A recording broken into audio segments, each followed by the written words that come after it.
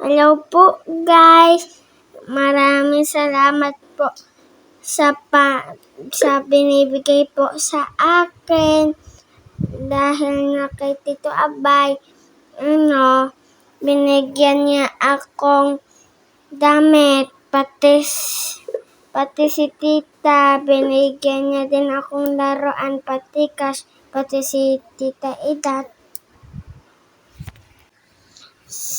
Pati si Tita Edat, binigyan niya din akong cash.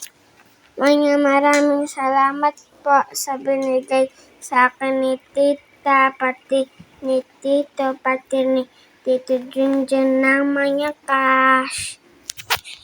Salamat po sa pagtutulong sa pagluto.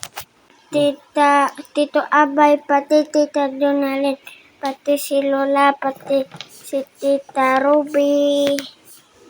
Salamat po. Hanggang dito lang po, guys.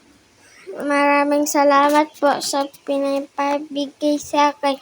Like and share and subscribe. Salamat po sa panonood. Bye-bye po.